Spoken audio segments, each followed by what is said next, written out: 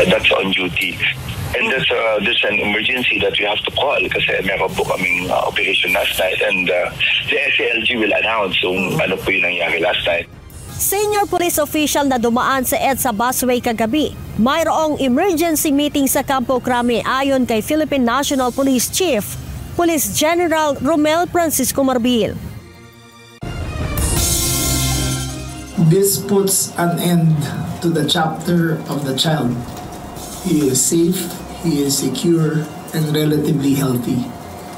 But this does not end with the retrieval and the rescue of the victim. Foreign student na dinukot ng mga armadong grupo noong February 20, natagpuan na. Sindikato na sinasabing nasa likod ng kidnapping, tukoy na ng Philippine National Police. At ang nakakalungkot, kapag may public armed groups, yung bang mismong naka-uniforme pa ang magagamit para lang ipanakot sa tao, ipangaharas ng tao, ipanakot sa mga kalaban. Naitalang election-related incidents, karamihan ay nangyari sa Bangsamoro Autonomous Region in Muslim Mindanao ayon sa COMELEC. Kung saan ang binibiktima nito yung mga workers tulad ng mga domestic workers natin doon, at ang sabi ay kapalit ng halaga ng pera ay pwede kayong ma-invite sa isang anong tawag dito, game, no? Na kung saan wala kayong gagawin. Online scams na target ang mga overseas Filipino worker, talamak pa rin. Department of Migrant Workers nagpaalala sa mga OFW na huwag basta magbigay ng personal information.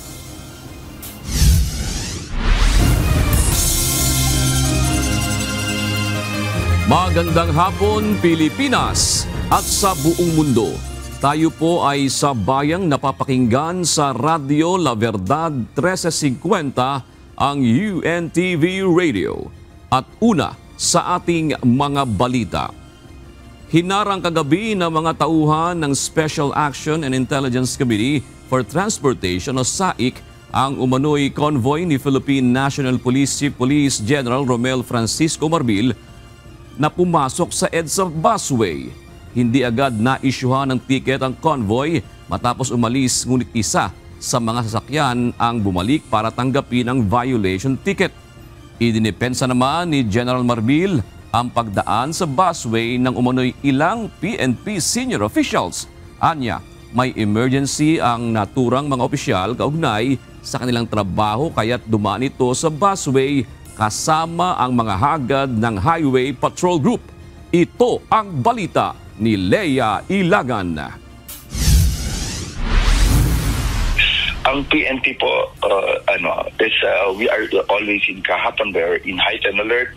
We are on call 24 hours a day. And there's a guidelines sa nilabas po ng DOTR na the PNP vehicles, ang sinasabi, in case of emergency, national issue, you can use that. Sino po yan? Sino po yan na PNP? Chief? Alam niya na yan, sir eh. Bagamat hindi inamin o itinanggi kung siya ang sakay ng convoy na nahuli sa EDSA busway kagabi, idinipensa ni Philippine National Police Chief, Police General Romel Francisco Marbil ang pagdaan doon ng umano'y senior officials ng PNP. Ayon kay General Marbil, mayroong kasunduan ng PNP at Department of Transportation na maaaring gamitin ng mga pulis ang busway sa panahon ng emergency. That's on duty. And there's an emergency that we have to call kasi meron po kaming operation last night, and the SALG will announce kung ano po yung nangyari last night, and we're happy po.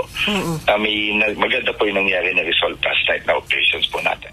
Sinabi pa ni General Marbil na bagamat hindi marked vehicle, mayroon naman aniyang hatak ng mga tauhan mula sa PNP Highway Patrol Group ang naturang sasakyan. Pagka meron naman pong sinasabi ko na hinahatak na high patrol, nagpapatulong po. Pag that's emergency, pag may kasamang high patrol ang naman, emergency yan, that's a given fact. Gayunman, iginalang pa rin aniya ng PNP ang humuling tauhan ng Department of Transportation, kaya't nagpatiket ang mga ito matapos na maihatid ang senior official sa Campo Crame. Pag there's a complaint about anybody else, not only the Philippine National Police against any traffic violation, meron po tayong arbitration. na pwede. Kaya ang sabi ko nga, patikat na lang kayo, kaya nga may arbitration We'll just tell them that we are on emergency. Puna lang ni General Marbil, hindi na sana inilabas ang plate number ng nahuling sasakyan at hindi na rin sana ito isiniwalat sa publiko para sa seguridad, lalo na't nagpaliwanag naman ang mga tauhan ng Highway Patrol Group na ang naturang convoy ay mayroong emergency. Bunsod nito, sinabi ni PNP Public Information Office Chief Police Colonel Randolph Tuanyo na hihilingin ng PNP sa DOTR na wag ibandera ang mga plate number ng kahit na sinong nahuhuli. Ito po yung sinasabi natin yan kanina. Unang-una po, kung may violation man po tayo ng RA 4136, kasi sinasabi natin, hindi naman natin kinakailangan i-publish yung identity ng mga nahuli sapagkat ito isang administrative violation or moving violation lamang. Yung normal procedure, kung ikaw ay mahuli, i-issuehan ka ng ticket, hindi mo kinakailangan pangalandakan sa mundo yung plate number, pangalan ng mga nahuli mo. Yun po yung nakikita natin na violation po ng privacy ng mga taong hinuhuli. Maging sino ka man, kung sino man yung binabanggit natin, issuehan ka ng ticket kung may violation ka at hindi mo kinakailangan ipalabas sa TV yung identity o plaka po ng mga taong nahuli natin. Sapagkat ito isang moving violation lamang na pwede mong issuehan lamang ng ticket ng violations lang po. Kaugnay nito, wala namang plano ang PNP na magsampa pa ng reklamo sa paglabag sa data privacy, kundi makikipag-usap na lamang aniya sila sa DOTR ukol dito. Leia Ilagan, UNTV, News and Rescue. Diyos ang aming sandigan, serbisyo publiko ang aming pinahahalagahan. Ligtas nang nakabalik sa kanyang pamilya ang 14 anyos na estudyante ng International School na dinukot sa Taguig City noong February 20. Tukoy na rin ng mga otoridad ang sindikato na nasa likod ng naturang kaso ng kidnapping. Ito ang balita ni Nel Marie Buhok. This puts an end to the chapter of the child. He is safe, he is secure, and relatively healthy. But this does not end with the retrieval and the rescue of the victim. Nasagipat na ibalik na kahapon, February 25, sa kanyang pamilya ang foreign student na kinidnap sa Taguig City noong February 20. Ayon kay Department of the Interior and Local Government o DILG Secretary John Vic Remulla, nakita ang biktima sa gitna ng Macapagal Avenue sa Parañaque City kagabi. Nangyari ito sa kasagsagan ng isang hot pursuit operation. And in that pursuit, a few minutes after, in the Parañaque area, may nakita silang isang bata na nakapajama na nakatayo sa gitna ng kalye na may benda ang kamay. The choice was pursuing the vehicle or securing the child. Obviously, ang AKG inuna yung bata. Kinumpirma rin ng kalihim na natagpuan ng patay ang driver ng estudyante sa San Rafael, Bulacan sa loob ng isang sasakyan. Sa naturang sasakyan, natagpuan ang mga impormasyon ukol sa operasyon ng sindikato. The driver of the child was found murdered inside another vehicle. In that vehicle, yielded information regarding the syndicate which operates in this manner. Now, the contents of that include pictures, conversations, cell phone numbers, strategies, casings of how they would do the job. Mula $20 million napababa ang ransom demand sa $1 million. Sa kabila nito, ayon sa DILG chief, walang ibinayad na ransom sa grupo. Ayon sa DILG Secretary at kay PNP Anti-Kidnapping Group Director Colonel Elmer Ragay, tukoy na nila ang nasa likod ng kidnapping. Ang grupo na ito ay dati rin anilang operators ng Philippine Offshore Gaming Operator o POGO. Uulitin ko, ito ay resulto ng POGO. We suspect na ang tinanggal ang biktima ay galing sa pamilya na nag-ooperate ng POGO dati.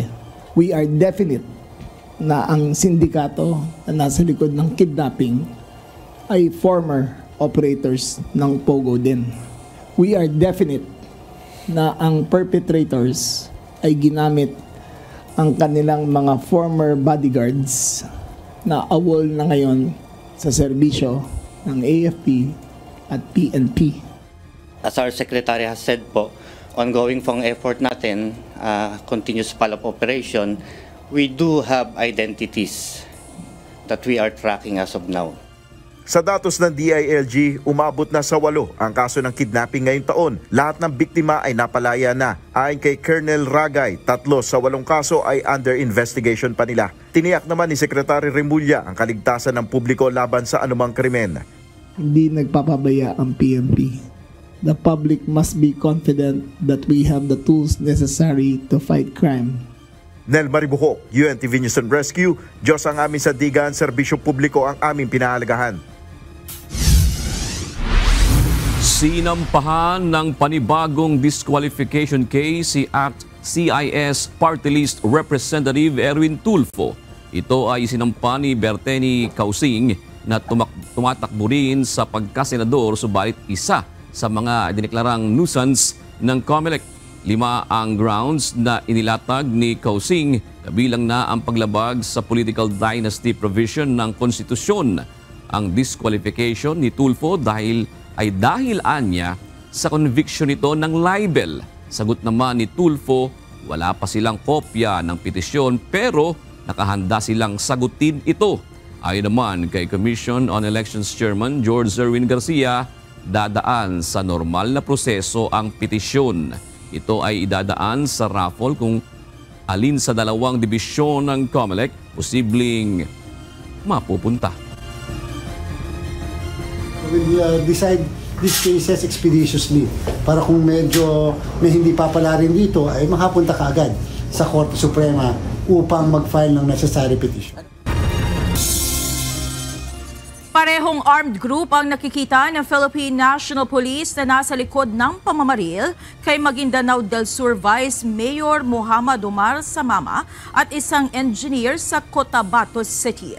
Ayon kay PNP Public Information Office Chief Police Colonel Randolph Tuanyo, bagamat armadong grupo na ang tinitingnan nilang mga suspect, hindi pa nila maideklara kung may kinalaman nito sa eleksyon dahil dadahan pa ito sa validation. Sa ngayon, bumubuti na umano ang kalagayan ni Samama na binaril habang nagtatalumpati sa harap ng kanyang constituent sa Barangay Magaslong, Datupiang nitong Lunes. Kanina lang po, kausap ko yung ating Regional Director ng ProBarm na si Police General Romy Macapas para magtanong po tayo ng update.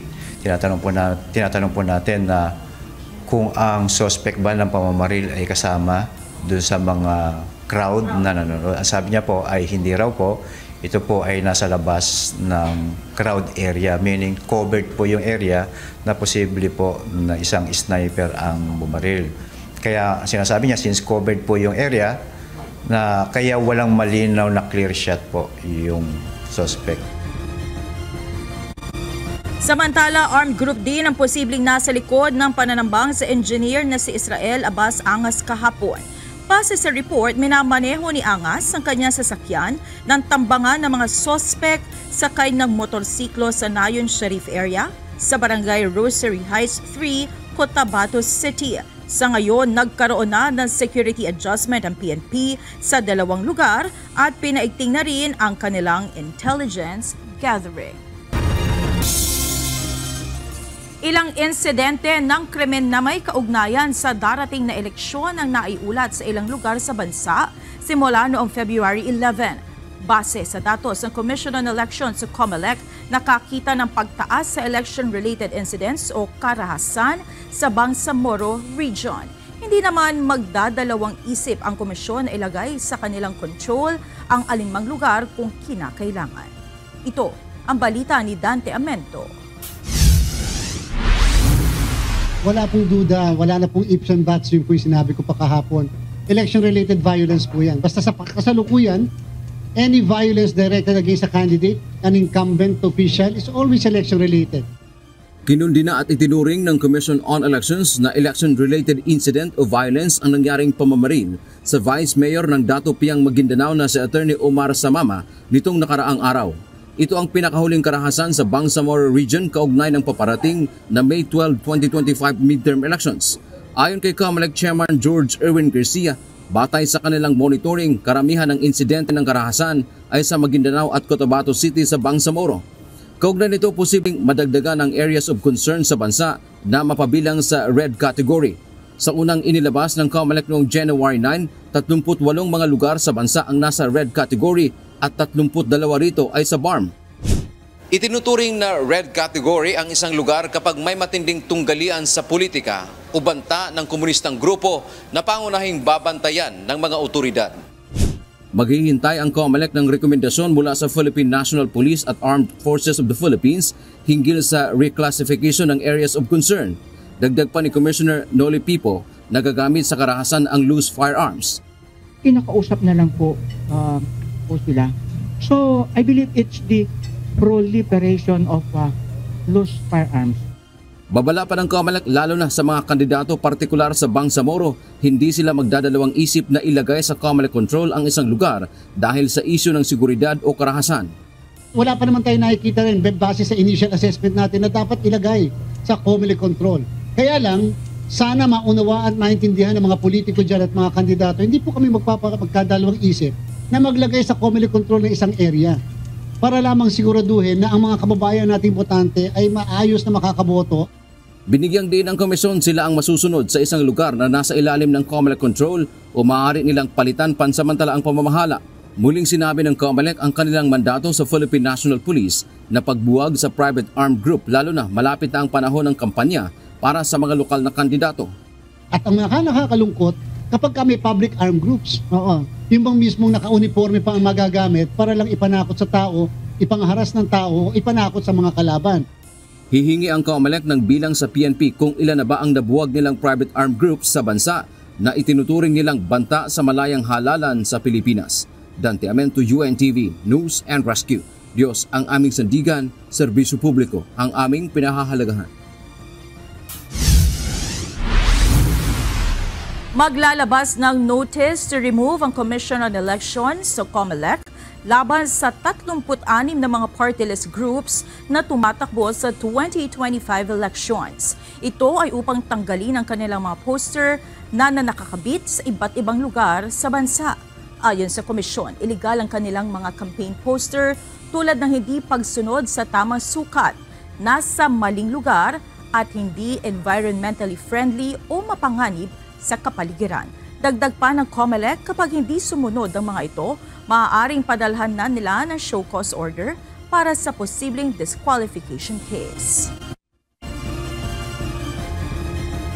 Notice to remove, and they will have to remove in 3 days. Otherwise, we will be filing disqualification cases against all of them.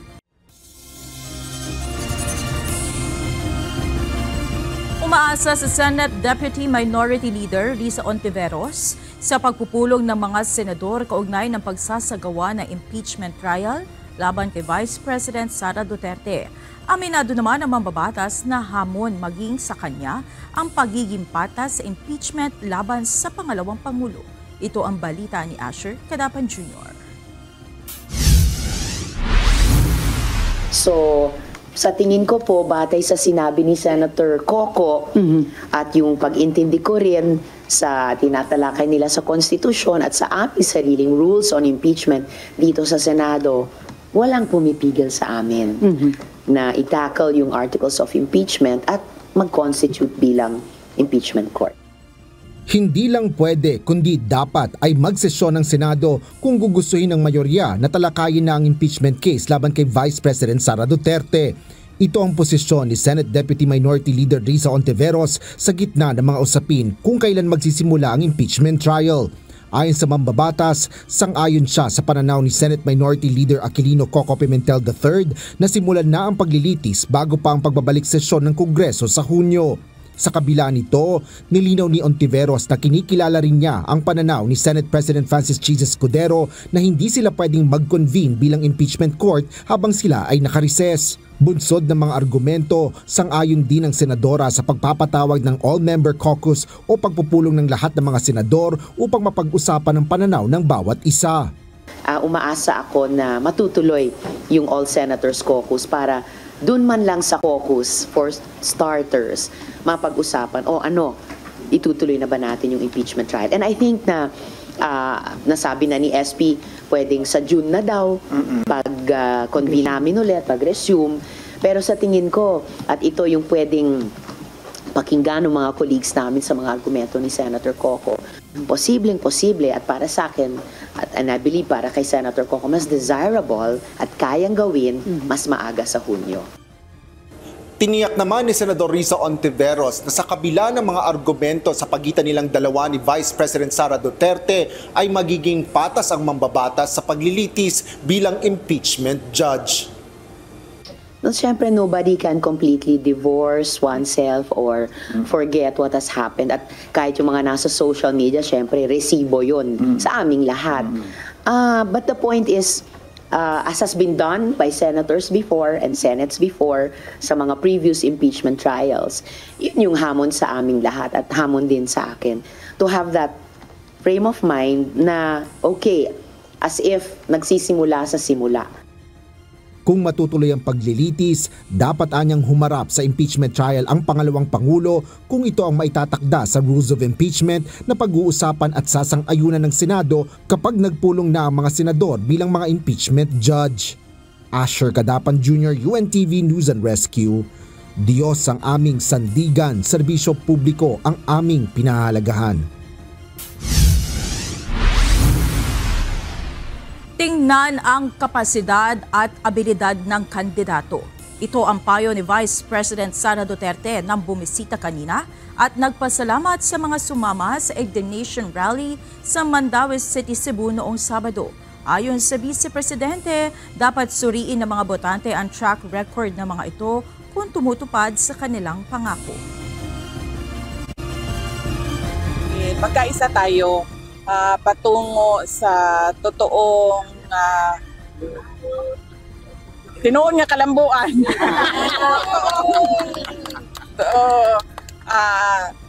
Tinuod nga kalambuan. Karong yung maabot na pinili ay paminaw nato ang mga saad sa mga politiko. Unya tan-aw nato kung unsa ang iyahang nabuhat kaniadto, unsa iyahang kapasidad, unsa iyahang abilidad.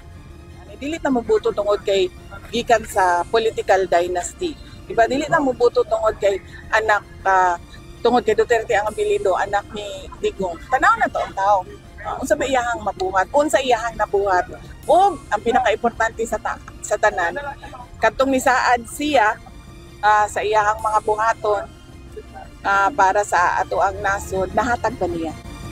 Pinasalamatan din niya ang mga patuloy na naniniwala at sumusuporta sa kabila ng mga paninira sa kanya. Nakakadagdag ng moral para sa kanya mga tauhan na makita ang patuloy na suporta ng mga tao sa kanilang trabaho at mga proyekto sa kabila ng mga paninira sa kanya. Gusto na ko mapaabot sa ilaha personal ang pagpasalamat na bisan sa unsa kahugaw sa politika, unsa kagrabe ang pandaot, wala gihapon mawala ang pagtuo o pagsalig sa mga tao sa ACOA, sa mo ang opisina. Importante na siya sa mga employees, no, sa Office of the Vice President, sa ilang moral nga naa ang katawhan nga nagsuporta sa ilahang trabaho o sa mo ang mga proyekto. Narito ang mga balita sa iba't ibang panig ng mundo na ihahatid ng ating global correspondent na si Ann Gonzalez mula sa Vietnam.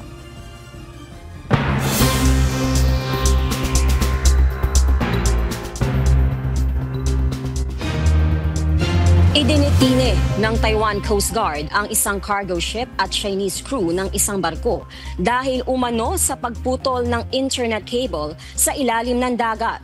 Ang Togo flagship na pinaghihinala ang sumisira sa cable na nag-uugnay sa Taiwan sa labas nitong Penghu Islands ay minamanduhan ng 8 Chinese nationals.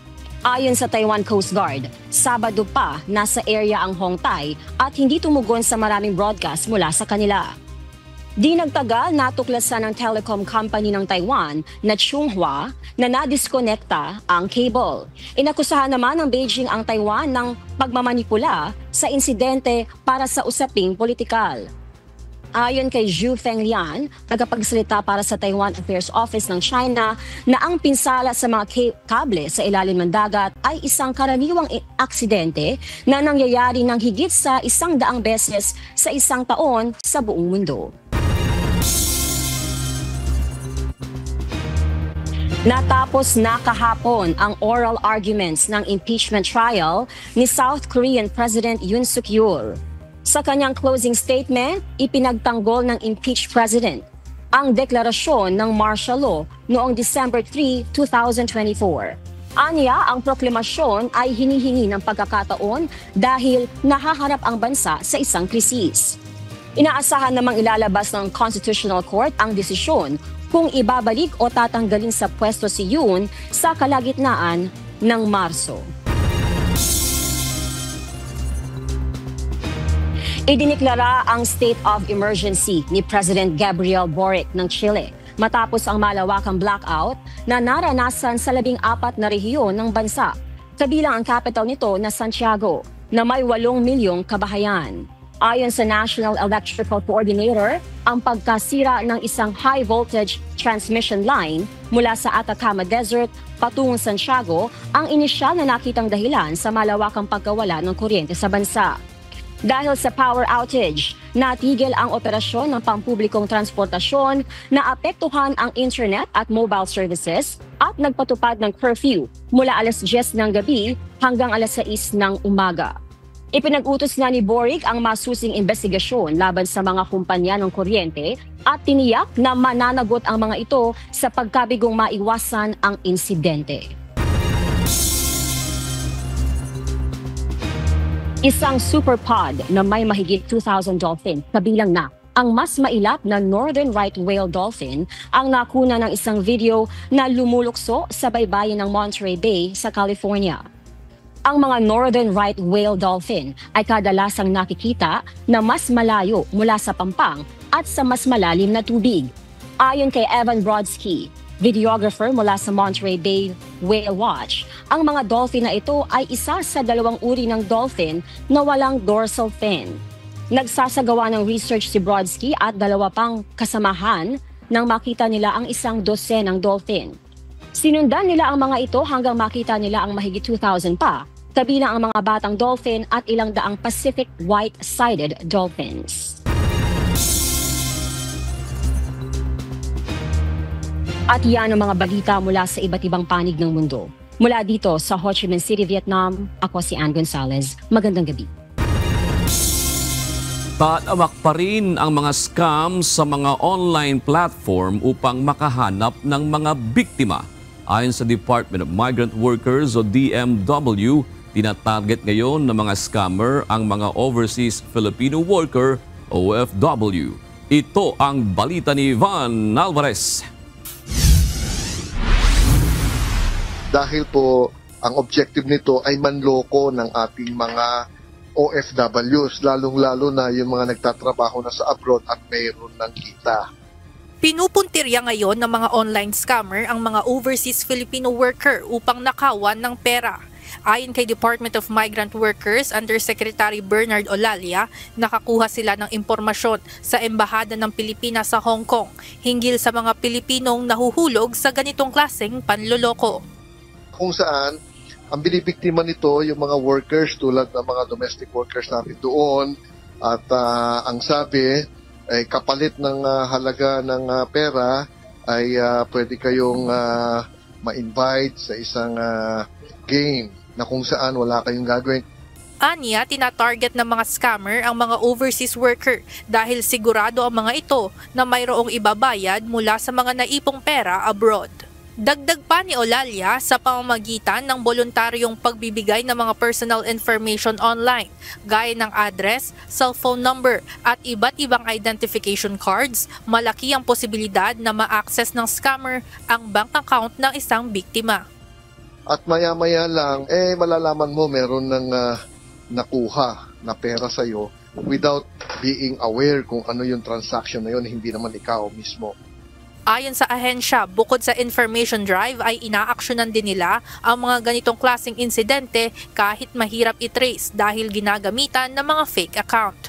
Kaya naman patuloy na nakikipagtulungan ang DMW sa iba pang ahensya ng gobyerno upang mapatawan ng kaukulang kaso ang mga scammer.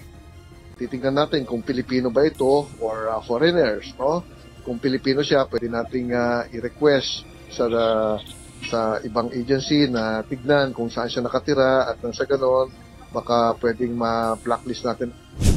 Patuloy naman ang pagpapaalala ng Department of Migrant Workers o DMW sa mga kababayan nating nagtatrabaho abroad na huwag pumatol sa mga nakikitang lending offers online, lalo na kung hindi nagbibigay ang mga ito ng sapat na impormasyon.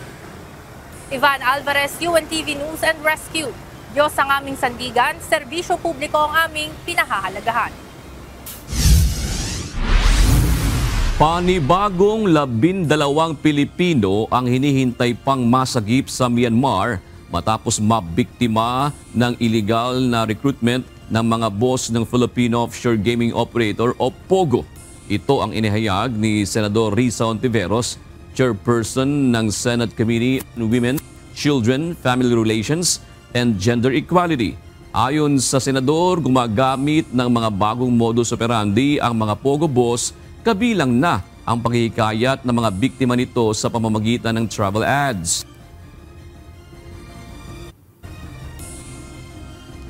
Noong nakaraang linggo, 12 Pilipino rin ang matagumpay na na-repatriate ng Department of Migrant Workers mula sa Myanmar.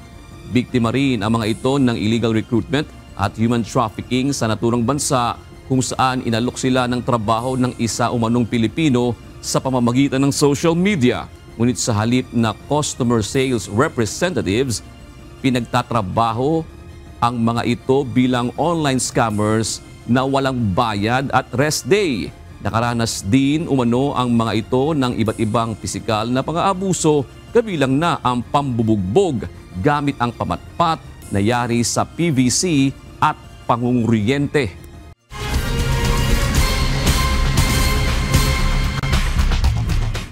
Apat na mga aksidente at medical emergency ang nirespondihan ng UNTV News and Rescue teams sa iba't ibang panig ng bansa kahapon at kaninang madaling araw. Ito ang balita ni Lisel Nael.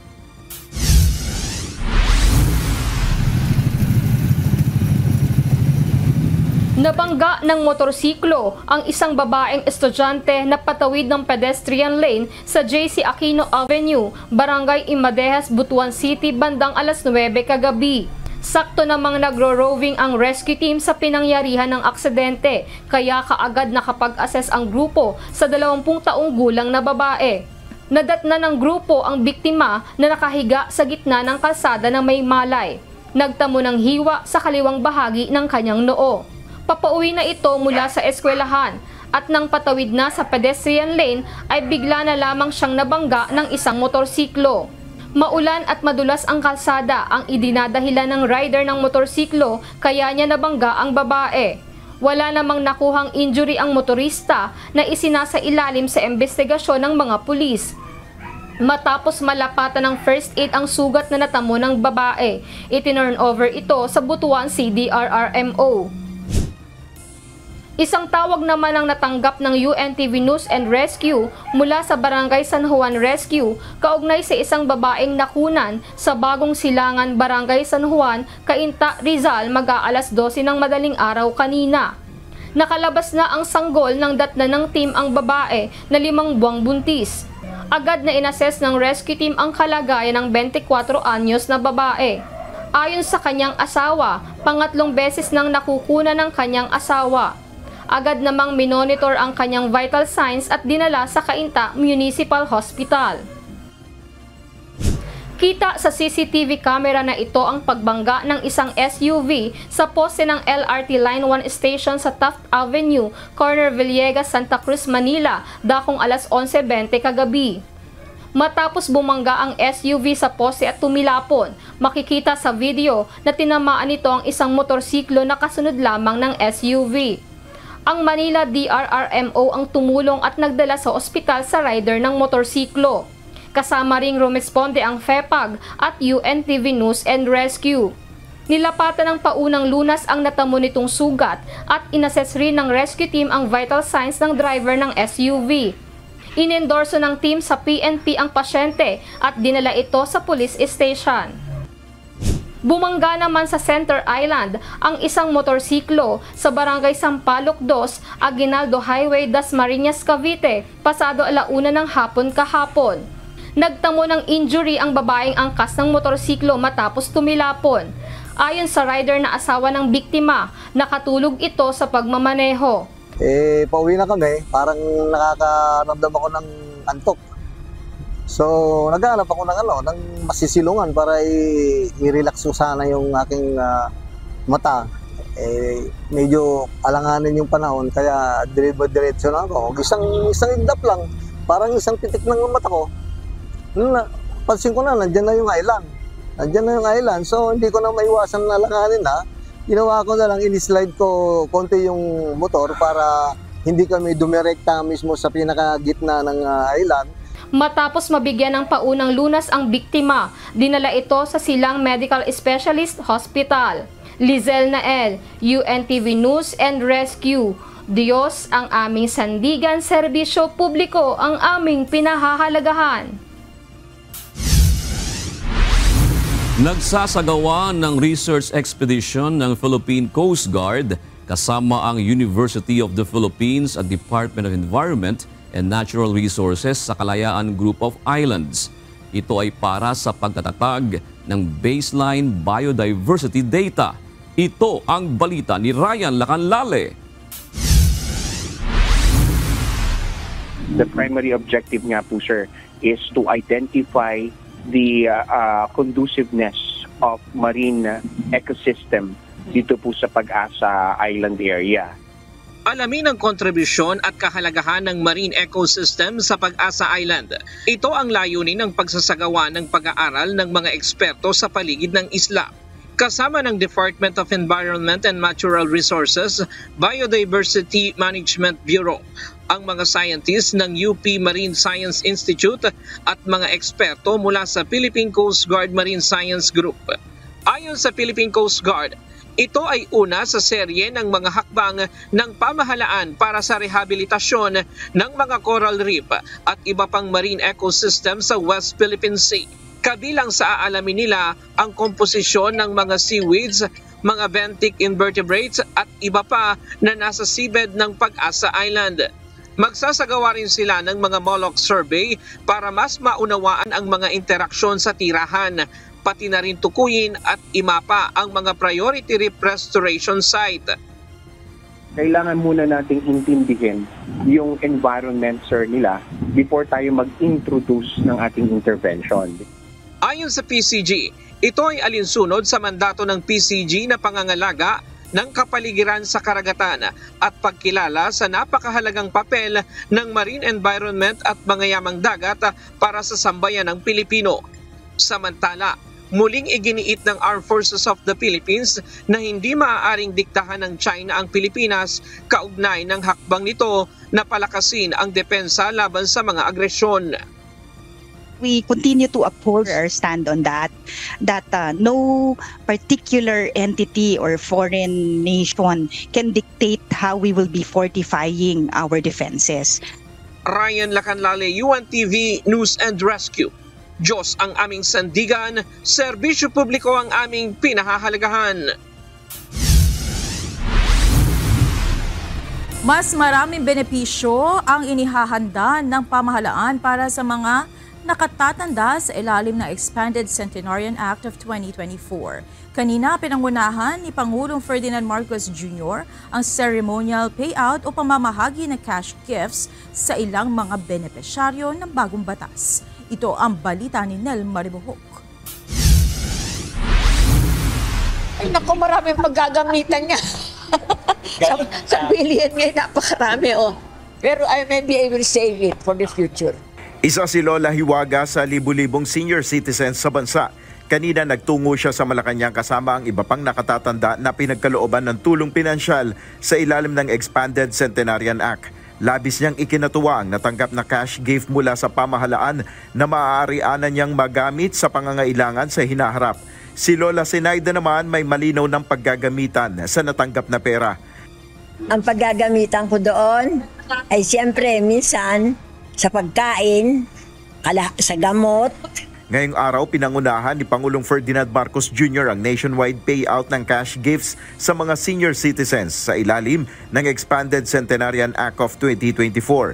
Sa ilalim ng bagong batas, mabibigyan ng cash incentives ang mga senior citizen na 10,000 piso sa pagsapit ng edad 80, 85, 90 at 95 anyos. Habang 100,000 pesos naman ang ibibigay na cash incentives sa centenarian o umabot ng 100 years old. Kaya sa araw na ito ay pamahagi natin ang halagang ito sa ating mga nakakatanda sa atin, hindi lang po rito sa Metro Manila kundi sa buong bansa. Sa kabuuan, aabot sa 2.9 billion pesos ang ibibigay na cash gifts ngayong taon sa mahigit 275,000 senior citizens sa buong bansa bilang pagkilala sa kanilang naging kontribusyon sa lipunan. Ayon kay Pangulong Marcos Jr., dahil sa bagong batas na ito, asahan ang mas maraming benepisyo para sa mga senior citizen. Sa ilalim ng Expanded Senior Citizens Act, ang mga senior citizens ay may karapatang makakuha ng 5 o 20% discount sa iba't ibang bagay sa serbisyo. Kasama sa 5% senior discount ang tubig at kuryente kung hindi hihigit sa 30 cubic meters na tubig o 100 kilowatt hours ng kuryente ang konsumo. Bukod pa ito sa kasalukuyang programa ng Department of Social Welfare and Development para sa mga senior citizen.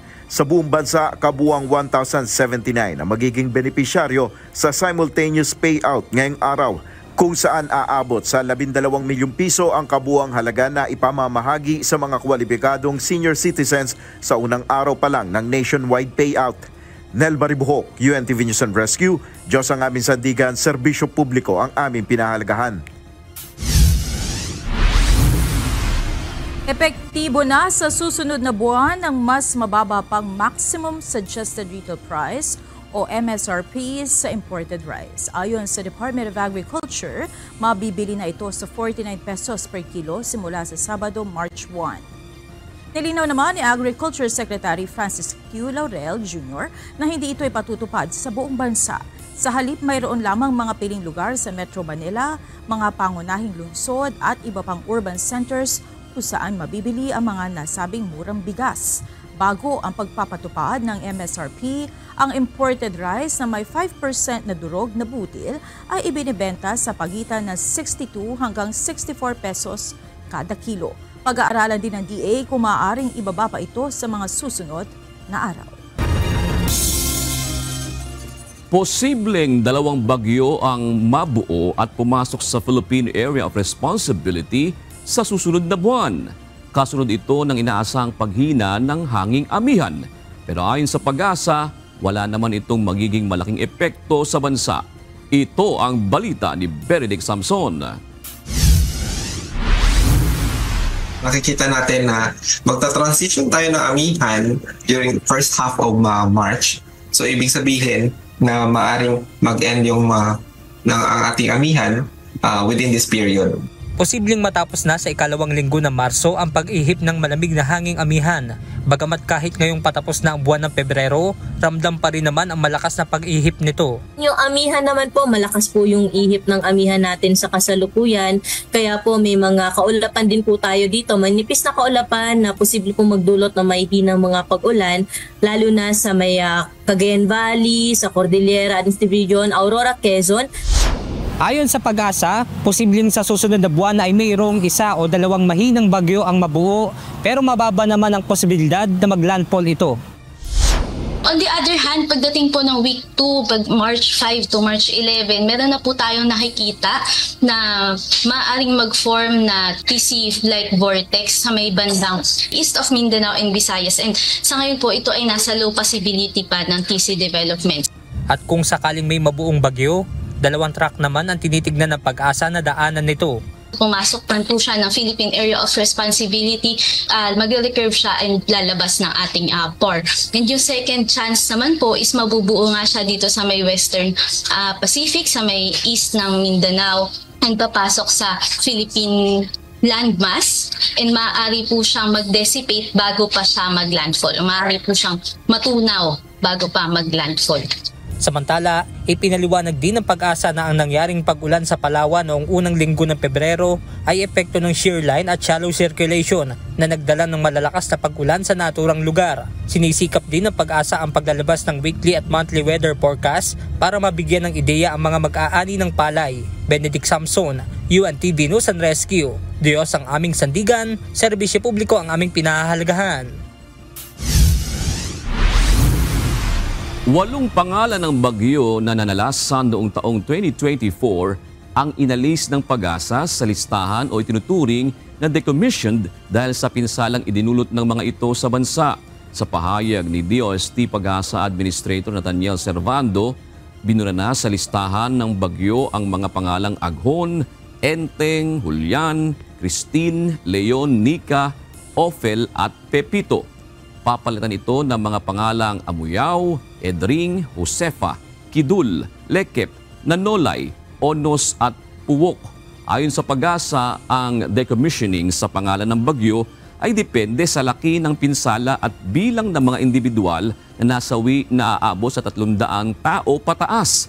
Dahil dito ang taong 2024 ay may tatala na taon ng may pinakamaraming retired o decommissioned tropical cyclone names sa kasaysayan ng Pag-asa.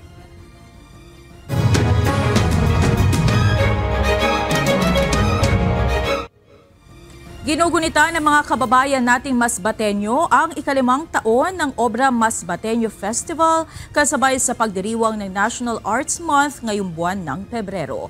Dito, iba't ibang aktibidad, mga likhang sining at mga produktong gawang Masbate ang highlights sa event. Ito ang balita ni Jerry Galicia. At meron na ngayon, Tourism, Culture and Arts Office na binigyang pansin ang iba't ibang klaseng talento na meron ang mga Masbateño. Sa pagdiriwang ng National Arts Month na may temang ani ng sining, diwa at damdamin, kasabay din ginugunita ang ika-5 taon ng Obra Masbateño Festival sa Isla ng Masbate. Sa Obra Masbateño Festival, nakapaloob ang baile, dance workshop, Tilaw Flavors of Masbate, Teatro Masbateño, Dagubdob, Musiko Masbateño The Symphony na gaganapin sa Provincial Capitol Grounds. Bago pa man ang festival proper, nakapagsagawa na ng iba't ibang pre-festival activities gaya ng Dagubdob Songwriting Workshop nitong February 8 hanggang 15. Meron din tahi at disenyo The Fashion Design Workshop, Tingog, Rondalya and Voice Workshop. Nagbukas na din ang Fashion Design, Literary, Visual and Architecture and Allied Arts Exhibits sa isang mall sa lungsod na tatagal hanggang March 4. Ito yung iba't ibang likhang sining na iginuhit ng mga Masbateño artists na tampok dito sa Obra Masbateño Festival na sumasalamin sa kultura at maging sa pamumuhay ng ating mga kabayang Masbateño.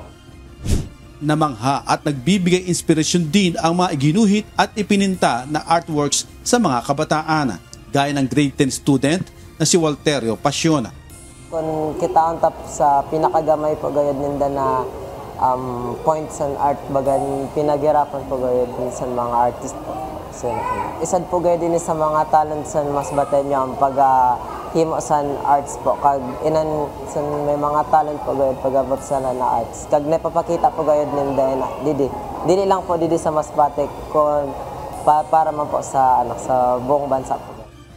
Bukod sa hitik sa sining at kultura, siyempre, hindi mawawala ang masasarap na pagkaing luto ng Masbate. May mga produkto din na gawa ng mga local manufacturer sa Trade Fair and Food Bazaar na inorganisa ng Department of Trade and Industry o DTI. Isa na dito ang mula pa sa bayan ng Claveria sa Isla ng Burias na balinghoy o kamoting kahoy na ginawang kasaba chips na may iba't ibang flavor. Gawa po siya ng mama ko. Bali, inano ko lang po siya, pig-improve ko lang siya. Tapos ginawan ko siya ng mga iba-ibang flavor. Kasi nga, dun kasi sa amin sa Burias, marami dong mga tanim na balinghoy. Kaya sabi ko, magandang produkto to. Sabi ko, sana makilala, tangkilikin pa ng ano. Marami din naman pong kumukuha, mga nagre-reseller, bumibili. At meron ding kakaibang produkto na mabibili dito gaya nitong metal arts na gawa sa scrap materials na kadena ng motor na bunga na malikhaing kaisipan ng ating mga kabayang Masbateño. May mga shop na pinapaano nila yung mga yung mga patapon na magagawa ng artwork like ganito, yung mga sculpture. Marami na po siyang narating na ibang lugar. Actually, may nagpapagawa sa akin iba-ibang lugar. Sinisin lang nila ang mga figure at saka ginagawa ko. Pinapadala ko na naman po sa kanila. Layunin ng lokal na pamahalaan na maitanyag ang mga obra o gawang Masbateño, maging ang mga artist at local talents, hindi lamang sa rehiyon, maging sa buong bansa at iba yung dagat. Noong nakaraang taon, kinilala at idineklara ng Bicol Region Tourism Office bilang arts capital ng Bicol ang isla ng Masbate. Marami na pong nagtatanong na taga-ibang lugar kung i-open natin itong Obra Masbateño Arts Festival sa taga-ibang lugar. Kasi alam naman po natin na maraming artist sa buong Pilipinas at sa buong Bicol Region, tayo lang po ang gumagawa ng ganitong kalaki na festival. In fact, papasalamat tayo sa ating Regional Director ng Department of Tourism na si Director Herbie Aguas na last year ay dineclare tayo na Arts Capital of Bicol. Hindi lamang arts at trade fair ang nilalaman ng Obra Masbateño Festival. Mayroon ding iniaalok na skills training ang Filminera Resources Corporation sa bayan ng Aroroy. Jerry Galicia, UNTV News and Rescue. Diyos ang aming sandigan, serbisyo publiko ang aming pinahahalagahan. Nasa ikatlong araw na ngayon ang isinasagawang 2025 Regional Rescue Jamboree sa Cagayan. Ang Rescue Jamboree 2025 ay may temang One Region, One Mission, No Boundaries na pinangungunahan ng Cagayan Provincial Disaster Risk Reduction and Management Office o PDRRMO. Samantala, nagsimula na rin ang kompetisyon ng mural painting sa Albay bilang bahagi ng taunang World Wildlife Day 2025 celebration. Ito ang balita ni Leslie Widem. Sa Cagayan, kauna-unahang pagkakataon nagsilbing host ngayon ang probinsya ng Cagayan sa 2025 Regional Rescue Jamboree. Kabilang sa lumahok ang mga rescuer group mula sa iba't ibang probinsya ng Region 2 tulad ng Cagayan, Nueva Vizcaya, Quirino, Isabela at Batanes. Makikilahok din sa aktibidad ang mga rescue team mula sa Pangasinan, Aurora at Abu Kalinga. Agad na sumalang ang mga kalahok sa isang Mogadishu Walk o Rescue March. Dito inihahanda ang mga rescuer sa mga pinakamalalang senaryo ng iba't ibang sakuna at kalamidad na posibleng magdudulot ng pinsala sa mga infrastruktura, kalsada, tulay at maging sa linya ng komunikasyon. Ngayong Miyerkules, sasalang naman sa Rescue Olympics ang lahat ng grupong kalahok sa Jamboree. Ilan sa kanilang mga gagawin ay ang river crossing, bandaging technique, boat handling, first aid o pagbibigay ng pangunang lunas at marami pang iba. Sa loob ng 5 araw sasailalim ang mga kalahok sa iba't ibang mga aktibidad na naglalayong palakasin ang kanilang kakayahan sa pagtugon sa iba't ibang emergency situations. February 28 inaasahang magtatapos ang pagtitipon at doon malalaman kung sino ang tatanghaling kampyon. At sa Albay, pinangunahan naman ng Albay Park and Wildlife ang mural competition sa kanilang lugar. 6 na grupo ang maglalaban-laban sa kompetisyon sa pamamagitan ng kanilang mural artworks na nagre-represent sa higher education institution sa Albay. Kabilang sa mga nagtunggali ang mula sa mag-aaral ng BU Institute of Design and Architecture o Buedia, Bicol University Pulag Campus, San Jose Community College at ang University of Santo Tomas Legazpi USTL. Ang paligsahan ay bahagi ng annual World Wildlife Day 2025 celebration na may temang Wildlife Conservation Finance, Investing in People and Planet. Leslie Widem, UNTV News and Rescue. Diyos ang aming sandigan, serbisyo publiko ang aming pinahahalagahan. Isang hinihinalang large-scale pogo operation ang ni-raid ng magkasamang puwersa ng Presidential Anti-Organized Crime Commission at Pasay City Government ngayong hapon. May mga individual rin ang naabutan ng mga otoridad na umano'y nagtatrabaho sa 5 palapag na gusali. Mula sa Pasay City, ito ang balita ni Ryan Lacalale, live. Magandang gabi, Ryan. Ilan ba ang naaresto dyan sa raid na yan? Magandang gabi, June. Sa ngayon ay ongoing pa yung inventory na isinasagawa ng mga otoridad para matukoy yung saktong bilang ng mga dayuhan. Pero sa inisyal na impormasyon na nakuha ng Presidential Anti-Organized Crime Commission, nasa mahigit 400 yung mga dayuhan na nagtatrabaho dito. Sa bisa ng mission order sa pangunguna ng local government unit ng Pasay City kasama ang PNP CIDG, Presidential Anti-Organized Crime Commission, DOJ Cybercrime. Inspeksyon ng mga ito ang One Wheel Condominium sa SMO Complex sa Pasay City ngayong hapon. Walang maipakitang permit ang mga establishmento na umuupa sa gusali. Kaya inisa-isa ng mga otoridad ang ika-6 hanggang ika-10 palapag nito. Dito, tumambad ang napakaraming dayuhan na nadatnan sa kanilang mga computer. Ang iba, pinatay agad ang kanilang mga computer. Merong nahuli sa aktong nagpapadala ng larawan ng raid sa kanilang group chat at mayroong dayuhan na ayaw namang makipag-cooperate. Sabi ng LGU, dati talagang Pogo ang nag-ooperate sa gusaling ito pero hindi sila tumigil mula nang ideklara ng pamahalaan ang total Pogo ban sa bansa. Ang mga pinto sa kwarto ay mayroon pang nakalagay na closure notice mula sa PAGCOR.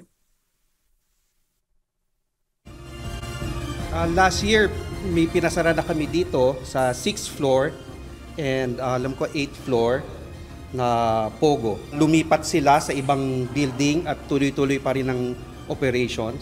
Kaya nakipagtulungan kami sa PAOK, CIDG para ma-detect at maipasara dahil sila ay nag-ooperate ng walang kaukulang business permit na issue ng City of Pasay. Target ng LGU ang Unlad Silang Corporation, Mega Jam Transport Service Incorporated at 12-Star International Gaming Solutions. Karamihan sa mga nahuli ay pawang mga nasyonal ng Malaysia, Vietnam, China at ilang mga Pinoy. Ang mga otoridad ay may kasamang kinatawan mula sa Chinese Embassy para mapabilis ang pagtukoy sa mga sangkot sa investment scam at love scam na ginagawa sa gusali. Bagay na kinumpirma naman sa inisyal na investigasyon ng Department of Justice. Ayon sa DOJ, nakakabahala ito dahil mga Pilipino ang ibang mga nabibiktima nila. Sa initial viewing namin is nakita namin may investment scam, love scam, at meron kaming nakitang listahan ng mga pangalan ng mga Pilipinong nagpapadala ng pera. Ito mas nakakabahala kasi merong mga Pilipinong involved. So ibig sabihin, hindi lang mga foreigner yung victims nila. Ibig sabihin, nambibiktima rin sila ng mga Pilipino dito mismo sa ating bansa. June, mamaya ay ikakandado ng LGU itong mga ni-raid na ilang palapag dito sa gusaling ito para hindi na nga makapag-operate yung Pogo. Yung namang kustodiya doon sa mga dayuhan na nahuli ay ang PAOK na ang magkukustodiya sa kanila. Yan muna ang latest muna dito sa Pasay City. Balik sa iyo, June. Maraming salamat, Ryan Lacalale.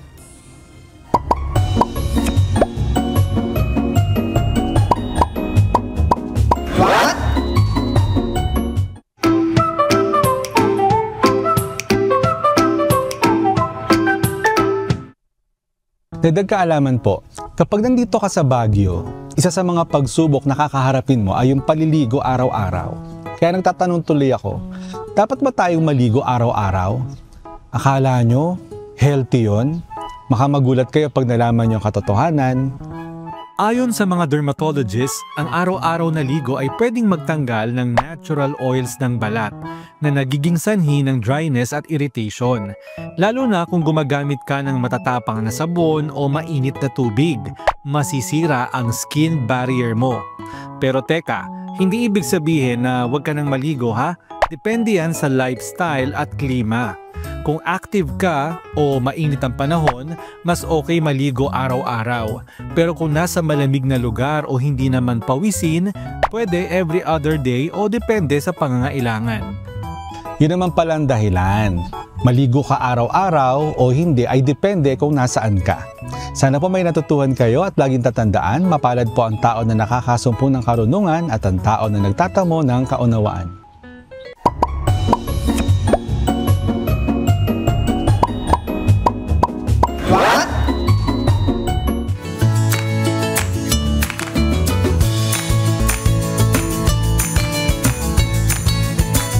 Ito na po ang mga komentaryo ng ating mga kausi ngayong araw po ng Miyerkules. Hinggil po sa usapin ng online scam, sabi po ni Donna Mix 70.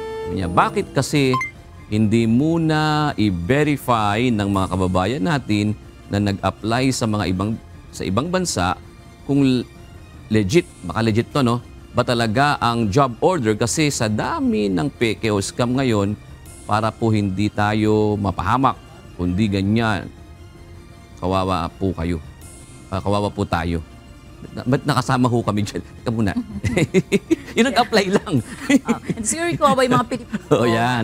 Tayo mga Pilipino. Yun. Gusto niya sabihin. Kasi nga, di ba nagbabala na yung Bureau of Immigration nakaraang linggo yata yun, kung di ako nagkakamali, na, last week nga, Wednesday, kung napanood ko sa ating balita, na yung ang modus operandi ngayon ng mga Pogo boss, sa ibang bansa na talaga sila nagre-recruit. Pero ang nire-recruit nila yung mga dating Pogo workers at mga nasa BPO. Oo, diba? Parang last week. Basta very recent yan, naalala ko nga rin yan. So tama naman din yung sinabi no ating kausi, no, na dapat talaga due diligence, no, konting background check din, 'di ba? Kung talagang legit po. Although kasi minsan kapag talagang too good to be true. Yeah, nakakatakam. Oo, ano na yan, red flag na yan eh. Pag masyadong mabilis, masyadong madali, no? Yung at parang, malaking sweldo. Oo, parang medyo ano na tayo, magdahan-dahan na tayo and due diligence na po yung gawin. Sabi naman ni Melski, tungkol po sa benepisyo sa mga senior citizens, sana man lang yung Senior Citizen Centenarian Act ay retroactive. Isinama nila yung last year na pasok sa age bracket. Tulad ng mother ko, 85 siya, 2024. Pero this year, di kasama at maghintay pa ulit 90th year. Panghinayang nga. O nga, no? Sa bagay nga naman. Maganda rin naman yung suggestion na yun. Hindi po. At salamat po at shoutout sa ating pong mga kausi. Tulad po ni Tony Vidal, gayon din po kay Eddie Casiano at Romeo Gonzales. Maraming salamat din kina Ronald Tacoloy, Bernadette Tejada at Rosalyn Curo.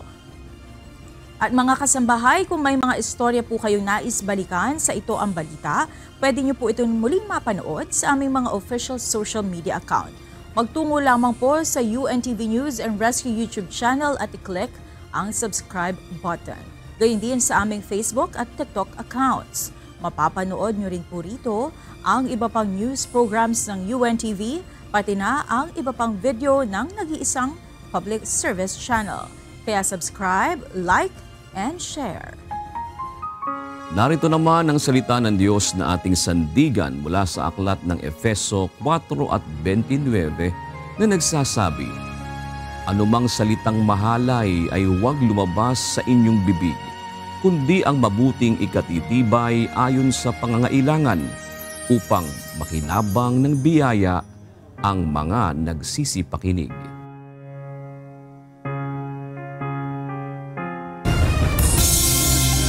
At yan ang naging kabuuan ng ating balitaan ngayong gabi. Aming inilahad ng buong katapatan kung paano namin masaksihan. Kayo po'y makapagtitiwala ng aming nakita at narinig, ang aming ibinabalita.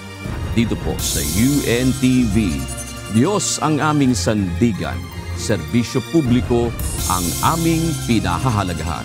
Gandang gabi po.